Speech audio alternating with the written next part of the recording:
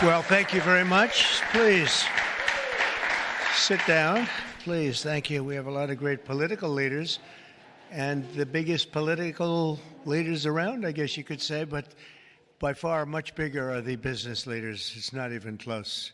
I say that to my friends, the politicians. You have the greatest business leaders in the world here, so it's an honor. And this week we're celebrating the most successful first 100 days of any administration in American history.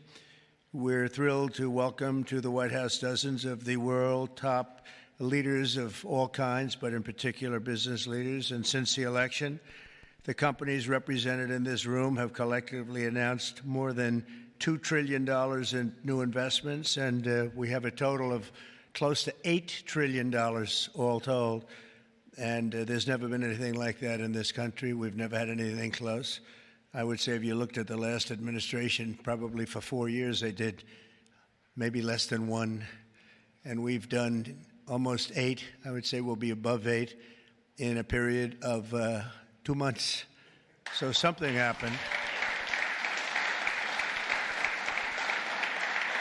I think two things happened. November 5th happened, and November 5th gave you tariffs, intelligently used tariffs and various other forms of incentive. But it's really amazing. There's never been, I don't think there's ever been anything like this anywhere in the world. Together, we're going to bring back the most beautiful words. I always say made in the USA, the most beautiful words. We're going to have made in the USA like we haven't had before in a long time. In addition to the business leaders whose companies I will mention in just a moment, we have some great people, great senators. Marcia, where are you? Where are you, Martha?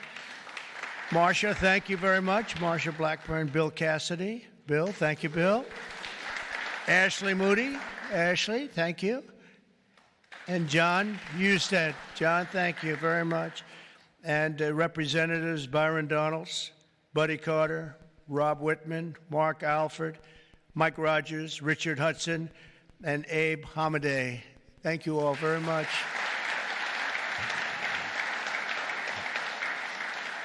We have Mike Kehoe, governors, Jim Pillen, Kevin Stitt, Mike Dunleavy, along with numerous other members of my cabinet, and I want to thank you all for being here. How come my cabinet has such good locations? You should have given them up to the business leaders. We want their money, you know. They have very good locations. I'm not surprised. 100 days ago this week, we inherited the wreckage of 4 years of economic disaster under the previous administration. It was an economic disaster. It was a disaster at the border like nobody had ever seen before. And you probably see we've closed up the border 99.999%, meaning 3 people got in. 3. As opposed to hundreds of thousands of people coming in on a monthly basis, millions of people actually. There are periods where we had millions and millions of people pouring in on a monthly basis. We had 3 people. They buried companies in crippling regulations, waged war on American energy, pushed massive tax hikes, and gave us the worst inflation in the history of our country. In Biden's final year, the United States had the worst trade deficit ever recorded, and we lost 106,000 manufacturing jobs. Other than that, he's done a fantastic job. But now all that is changing, and all that's changing very fast because we finally have the president who wants to put our country first. You have a president who believes in America first.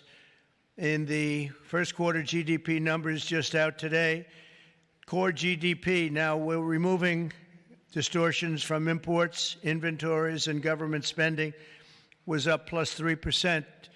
But this is Biden's economy because we took over on January 20th. And I think you have to get us a little bit of time to get moving. But this is the Biden economy. But we still had and we've had a lot of things happen since November 5th that helped this economy because it was indicating a strong private sector growth. And it only started after November 5th. The private sector started really heating up after the election. Even though I wasn't there, people knew what we were going to be doing, and the private sector growth was actually very good. Very importantly, gross domestic investment was up an incredible 22%, which they had never seen before. Every new investment, every new factory, and every new job created is a sign of strength in American economy and a declaration of confidence in America's future. We really do. We've never seen anything like this. Even Samsung, whose name isn't mentioned here, but I heard that they announced this morning that they're going to be building a very big plant because they want to be able to beat the tariffs. It's the only way to beat them. The entire Trump economic agenda is about making it easier to do business in America, to create jobs in America, to hire American workers, and to build your factories here in America, not in China or any other country. And we're dealing with many, many countries right now, I will say. And I think I can say for Scott and for Howard and for some of the people that are dealing, there are too many to handle. I mean, to be honest with you, I'd love to hire some of the people running these companies. Boy, would you do a good job. I could have Jensen negotiate. He'd blow my people away, wouldn't you? I think even Howard would say that. Howard would say, we'll take them. He'd blow them away. He would make deals. One deal would be the end. That would be it. But we've terminated the Green New scam. It was a scam. And halted tens of billions of dollars of money, wasteful, deficit spending. It was like throwing money right out the window. And in the coming weeks, we'll pass the largest tax cuts in American history. And I think even more so, we'll be doing things for business like you've never seen before. You saw it in a little smaller version at the beginning of our last term. You know, we had the most successful 4 years that any president has ever had. The stock market was up 88%. The other markets were up almost 100%. And that's despite COVID and all the crazy things happening. But we had a tremendous 4 years. We've given credit for that, actually. But our big, beautiful bill, as I call it, our big, beautiful bill, we may name it that, actually, will include 100% expensing retroactive to January 20th. So that's all the way back to just about the beginning of the year. So expensing 1 year, you take a deduction 1 year so you can build your factories right now, essentially almost tax-free if you think about it. Nobody's ever been given that. And we're going to make that expensing for a 4-year period at a full 100%. So last time we made it 1 year and you had deductions, you'd go from 100% to 80 to 60 to 40 to 20 to Zippo. And now what we're going to do is we're going to keep it at that level, and we're going to have it for 4 years. So I believe that was one of the reasons that we had such unbelievable growth. Also, we allowed you to bring money back from outside of the country. It was impossible. You had to have 15 different law firms representing you. It was so complicated. And worse was that the tax rate was 65%. I lowered the rate substantially, but still a lot. You know, we shouldn't take your money just to hold you hostage, right?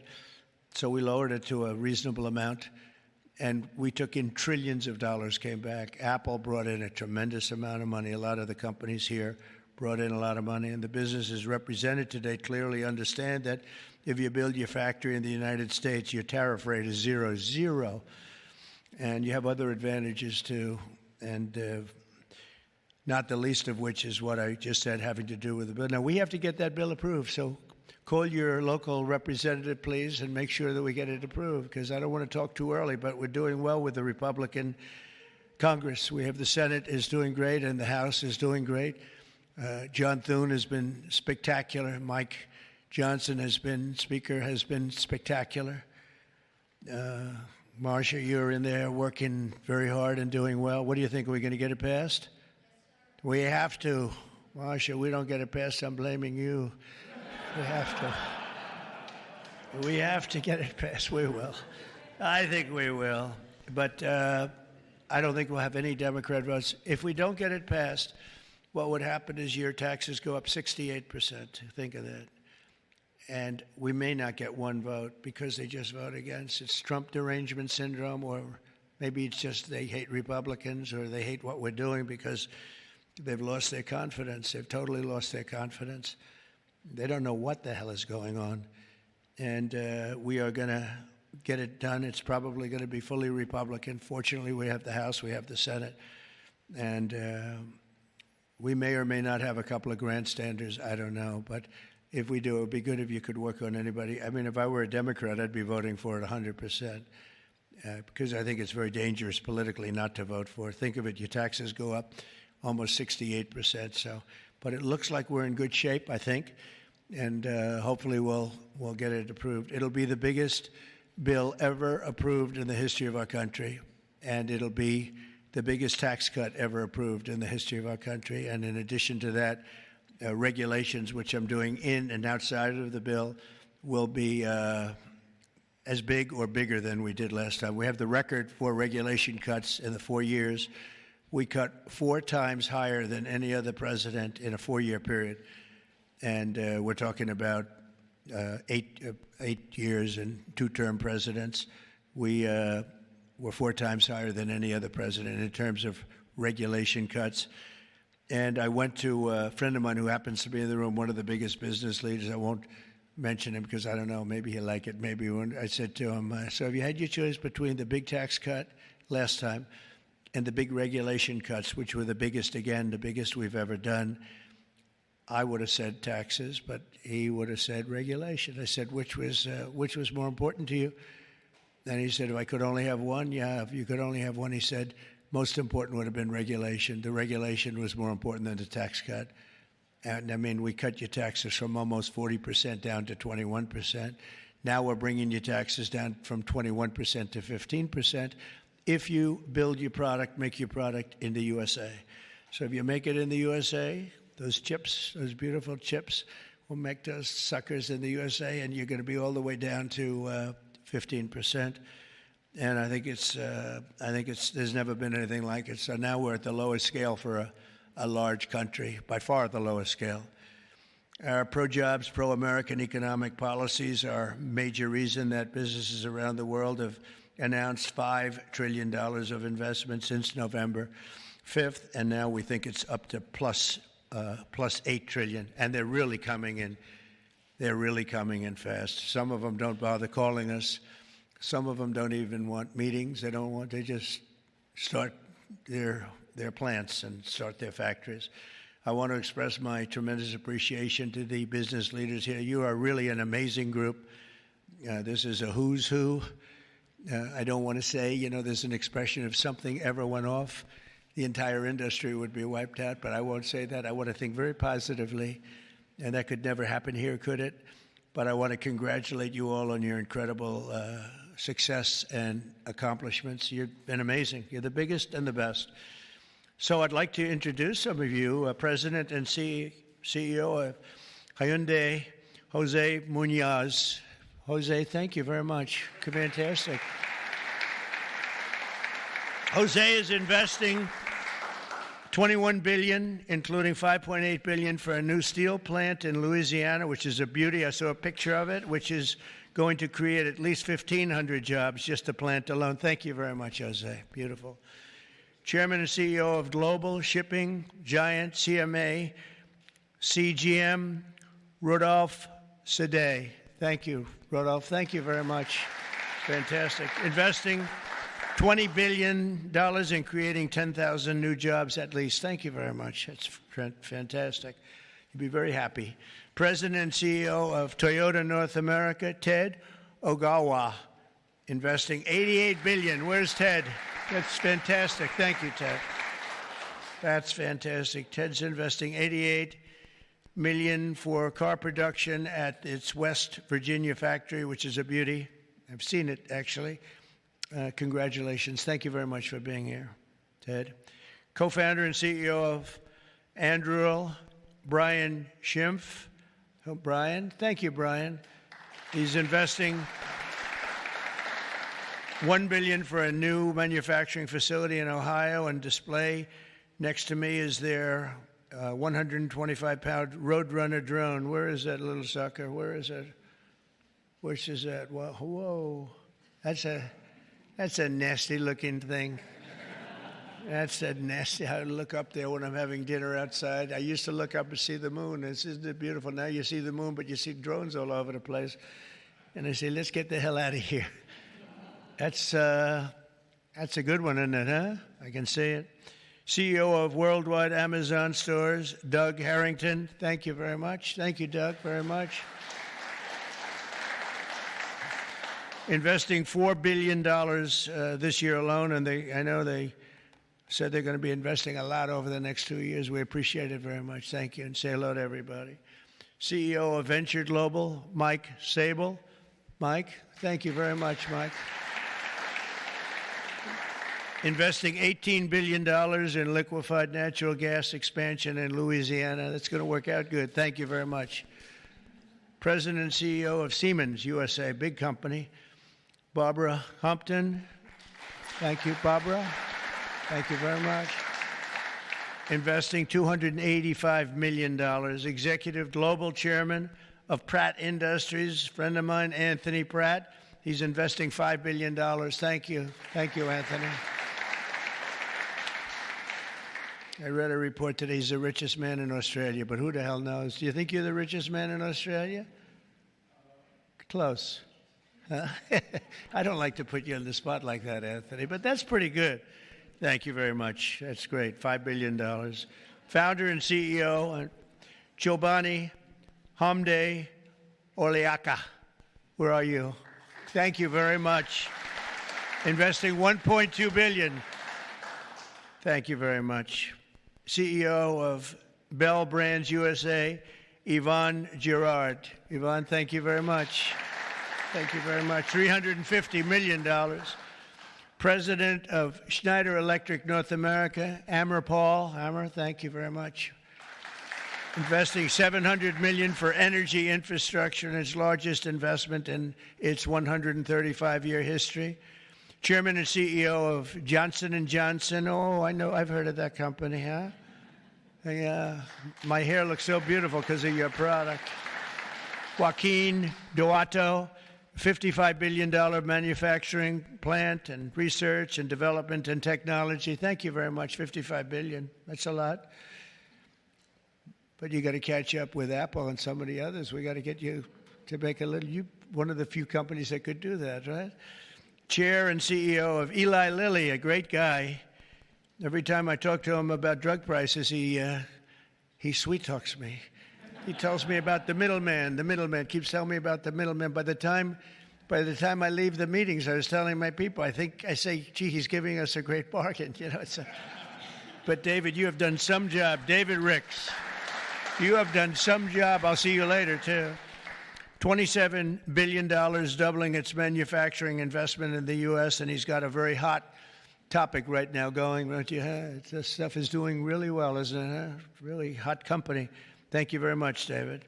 CEO of Novartis, Vas Narasimhan, and that's $23 billion. Thank you. Thank you very much. Thank you, Vas.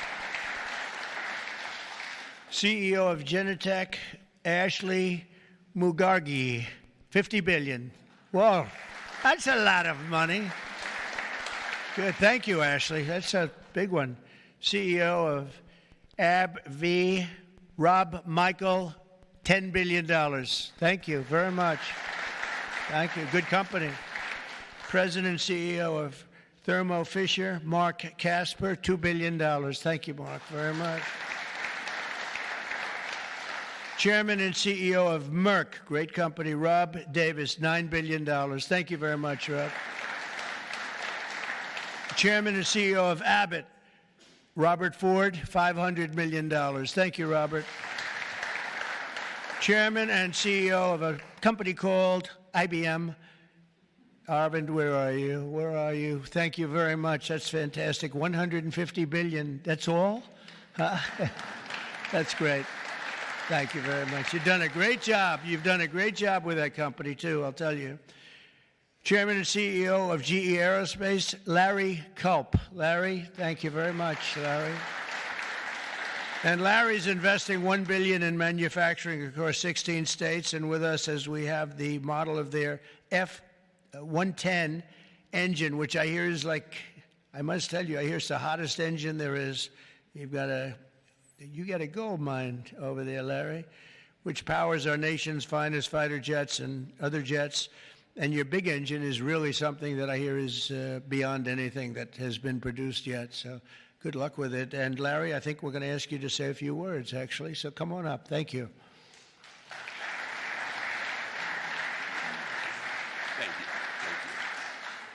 Thank you, Mr. President. It's an honor to be here representing all of my colleagues at GE Aerospace. We are today 125 years old, but we are inventing the future of flight.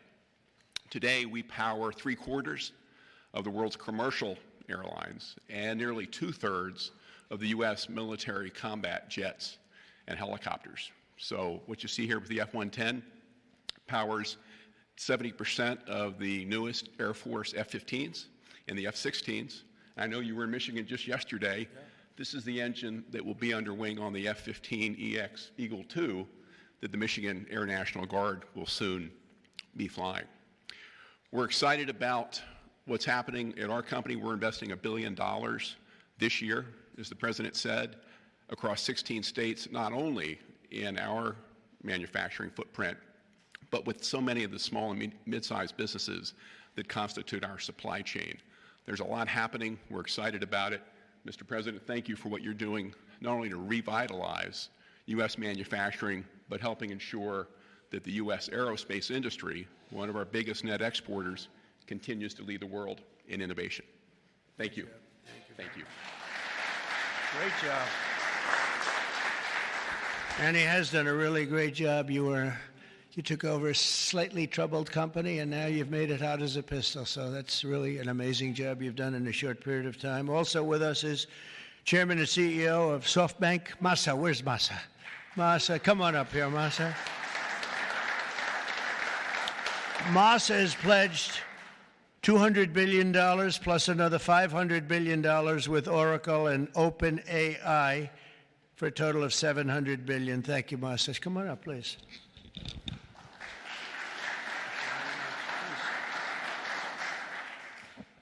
Well, first time of Trump administration, we made an announcement, commitment, $50 billion. We delivered $70 billion over 4 years last time. This time, I tried to commit $100 billion, and President Trump said, "Oh, Masa, go for more." so we did the $200 billion commitment.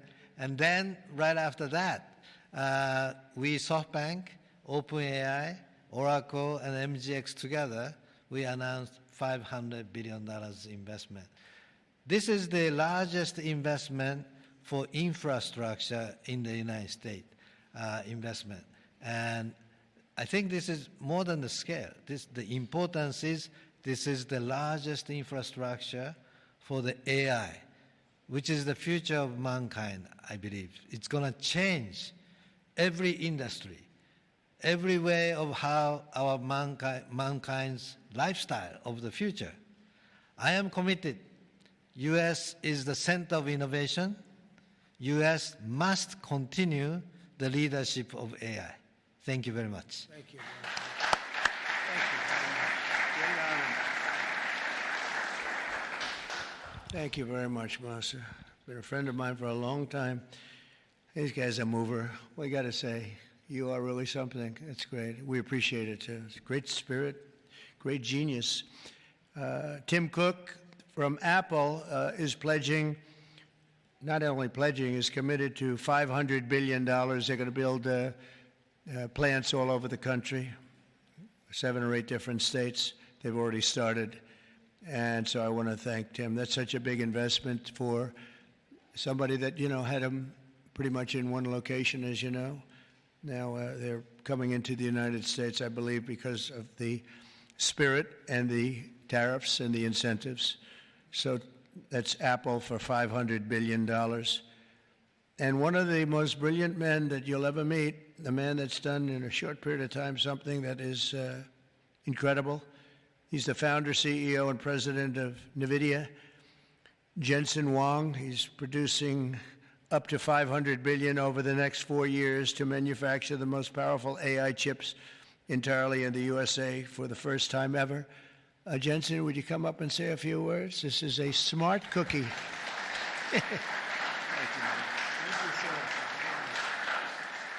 Thank you, Mr. President. It's a great honor to be here. NVIDIA reinvented computing for the first time after 60 years. In fact, Ervin at IBM knows quite well that the computer has largely been the same since the 60s. The IBM System 360 described really quite perfectly the computer that we use today. Central processing units, operating systems, the separation of hardware and software, I/O subsystems, multitasking. All of the words that we use to describe computers today were really invented in 1964, the year after my birth. Well, after all this time, we've reinvented computers again. This is what a processor looks like. It's on the right there. People say it's a GPU. That's one GPU unit, and it's 70 pounds, 60,000 parts, 10,000 watts. In order to manufacture it requires probably a couple of hundred companies in the supply chain. It is so heavy that it requires robotics to do. It's so precise. And just to test a supercomputer requires a supercomputer. And we're going to build NVIDIA's technology, the next generation of that, all here in the United States. Without the president's leadership, his policies, his support, and very importantly, his strong encouragement. And I mean his strong encouragement. Frankly, manufacturing in the United States wouldn't have accelerated to this pace. Manufacturing isn't about low-cost labor anymore. Manufacturing is about technology. And most of the factories that build these systems today are the most advanced factories in the future. And we're going to use artificial intelligence and robotics and omniverse digital twin technology to make it possible for us to create the factories of the future. And we ought to build it right here. The really amazing thing is that this computer is the engine of a whole new industry. And this new industry is called artificial intelligence. And this new industry is a manufacturing industry in itself. That's a factory machine.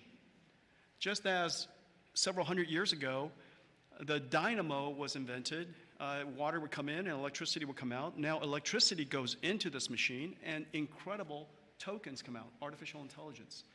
In order for this industry to thrive, we need to build these systems, of course, but we also need a progressive growth and industry-oriented energy policy, which this president has really put his weight behind. I really appreciate that. Without energy, we can't possibly have new growth industries. And we now have the backing of the administration, the backing of President Trump to support the creation of a whole new industry. This industry is going to enable a whole bunch of other industries. What we now call the AI infrastructure is going to revolutionize every industry that we know. All of the many CEOs in the room today are great partners of ours for that reason. We're working on artificial intelligence for many industries, from healthcare to drug discovery to life sciences, financial services, education, so many different industries. And that's going to be possible because we have the fundamental infrastructure here in the United States. And so I want to thank you, sir, for everything that you've done and the strong encouragement and the great policies that make it possible for us. Thank you, sir. Very much. Thanks.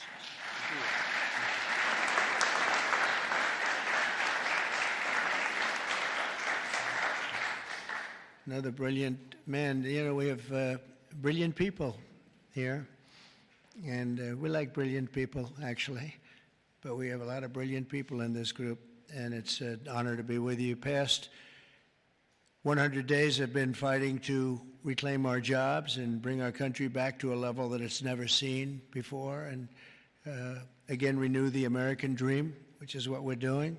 We have tremendous spirit. I don't know if you've heard, but it's become really quite a story. I see Pete's right over here, Secretary of Defense. We have the largest number of new enlistees or people enlisting in the military forces that we've ever had. And if you remember, 6 months ago, we couldn't get anybody to sign up. That's a big turn in a very short period of time. And November 5th had a lot to do with that, and our Secretary of Defense and a lot of the people that you see sitting here really had a lot to do with that. There's great spirit. I can say that also with the police forces throughout the country. We're having a hard time filling them up. It's a dangerous job, but now we have waiting lists at almost every place. And that's an amazing accomplishment when you think. It's amazing.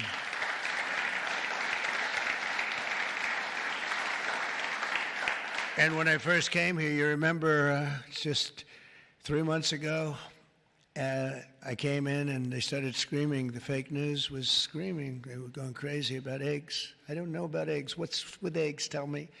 They said, their cost is up 50%, and you won't have them for Easter. I said, well, I'll have to get onto it, but this isn't my problem. This is Biden's problem. I've only been here for 4 days. They're screaming at me about eggs like it was my fault. I just got here.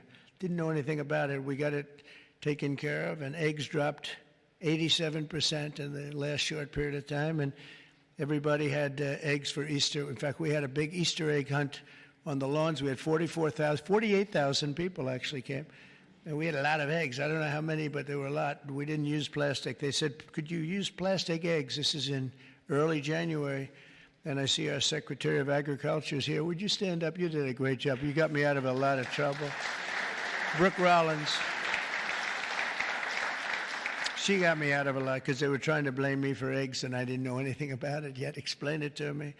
But we had plenty of eggs, Brooke, right, for Easter. There was no dearth. And we have another man in the audience who's maybe the most important man in the room because he's the head of the Environmental Protection Agency, meaning he's the one that approves all your plants. And when Jensen and some of the others came in about numerous of the others, especially having to do with AI, they came in. I learned a lot. Number one, I learned we need double the electricity that we have right now for the whole country, and really more than that. I mean, 2 times would be even better. It was like unlimited thirst for electricity. And at first I said, how's that possible? But that's, whatever it is, it's possible. That machine that you say you can barely lift is, I guess, it sucks up a lot of energy. But we need more than double what we have right now. So you take all of the energy, even the energy in this beautiful, incredible, it's just the greatest. I mean, no matter, I don't care where you come from with your $50 billion plant, the White House is the White House, right? You got to see in the Oval Office. If you want to take a trip down to the Oval Office, any of you come down with me. I'll show you a beautiful office. It'll blow your beautiful offices away. They'll stop and they'll say, for a lot of other reasons, but it's a beautiful place. And if you want to, I'm serious, you can do that. But I told Jensen, I told Tim, I told everybody that's building these very big, incredible plants, really plants of the future. They were talking about hooking into the grid. I said, well, the grid is old, and it's subject to mishap. Things can happen, including storms and much worse than storms. And if you want, I'll let you build your own utility plant, your own electric plant along with your building. You can build it inside of the plant or you can build it outside of the plant. And I went to Lee Zeldin right here and I said, Lee, we got to get fast approvals for these people. They're going to do the best job. They're going to have the best engineers, the best everything. We'd like to have them build their electric for them. They don't have to go outside. You become a utility. You become a great producer of electric, and if you have any extra, you put it back into the grid if you want, or you sell it back in. But you're going to be able to build, so this way we don't have to worry about do we have enough. Because if you look at California, they have brownouts, blackouts, and everything else. They don't know what the hell they're doing. Governor doesn't have a clue. But the last thing you want to do is be hooking up to the California grid so that we can go in and you'll say, gee, we have to close down the factory for a couple of days. We have a little brownout going on. So you're going to be able to build your own plant and produce as much electric as your beautiful heart's desire. And that'll be something that nobody's done before. And we're going to ask Lee to get those approved very quickly. And he'll get it approved before you can even imagine. He's great. He's great. He knows the difference. You can take years to get those approved. I would say previous to us, it would be years and years. Or you could take weeks to get them approved, and it'll be just as good. But they don't play games, and they're going to get it done, and they'll get it done very quickly. So that's going to be a big help because you're going to have unlimited energy, unlimited electricity. And I think it's going to really, we want to stay number one. We're number one right now by a lot. I will say this, if I didn't get elected, I would say get out of the AI business fast.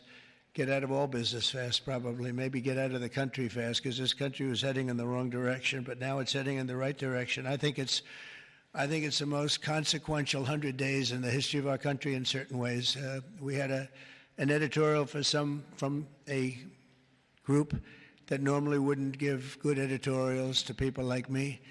And they said he's the most consequential president because of what he's doing with all of these policies that you're reading about, long beyond the electricity and the plants, having to do with many other things like secure borders and all of the many, many things I could go down and name them. We're gonna be getting tremendous amounts of drug and pharmaceutical companies going to be pouring into the country. They're going to have to. They're going to have to. And we're going to give them a lot of time to do it, but after that, there's going to be a tariff wall put up. And they won't be happy about it, but they'll be happy if they start building right now. Right now, it's going to be build, and after a certain period of time, it's going to get tougher, and then it's going to be real hard to do business in this country. So for the pharmaceutical companies, chip companies, a lot of different companies, we're all set to really grow. Groceries are down. The grocery prices are down. Gasoline prices are down. We had some gasoline selling for $1.98 a gallon just recently in 3 different states over the last 2 days. It was at $4, and it was higher than that in some places. It was over $5. We have it way down. Energy prices are down all over the country. Mortgage rates are actually down slightly, even though I have a guy in the Fed that I'm not a huge fan of, but that's all right. These are minor details. Don't tell him I said that, please. As the cameras rock and roll back there. No, he should reduce interest rates. I think I understand interest a lot better than him because I've had to really use interest rates. But we should have interest rates go down. It would be positive, but it's not going to matter that much because ultimately what we're creating has much more to do with other things than it does just pure interest rates. But it would be nice for people wanting to buy homes and things. The prescription drug prices just saw the largest monthly decline ever recorded. So, David, I'm having a little bit of an impact, at least on you, as I just browbeat. I browbeat this guy. He's got he looks like he's 25 years old. He has this massive company, Eli Lilly, and it has no impact on him whatsoever. But I just see this number just came out. It's the largest monthly decline ever recorded. Yeah, but it's probably about 2%. You know, they did that to make me feel a little bit better. But I appreciate it. We have achieved the lowest number of illegal border crossings in U.S. history, and we're at a level that nobody thought we could get to in 2 years, let alone a couple of months. And I think Kristi Noem is here someplace. Where is Kristi? She's here. Stand up, Kristi. And Tom Homan. And I see Linda. Stand up, Linda. You are doing so good. Education. We're bringing education back to the States, where it belongs. And she's been incredible. She's very upset with Harvard. They have $53 billion in a fund, and yet they want more grants. And it looks like we're not going to be giving them any more grants, right, Linda? And, a grant is at our discretion, and they're really not behaving well, so it's too bad. But our country is roaring like never before. Nobody's ever really seen anything like this. And again, the big thing is whether it's $8 trillion or even more than that, by the end of the year, it could be a number that would be, I think it's already, there's never been anything like it, but this is in a period of a couple of months. I think by the end of the year, the numbers will be just staggering. It's really going to be something very special, and I'm very honored to be with you. And I'd ask if anybody has any questions, please. This is your time. This is your time. You'll be live on television, all the fake news back there. Now that'll keep them down, right? That's the way to keep them down, unless they're bad people, in which case, unless they want to make some news. Would anybody have any questions? Anybody? Business leaders? You want to know anything about depreciation? No? I love it. We've done such a good job, we don't have to take. Howard, would you like to say a couple of words, please?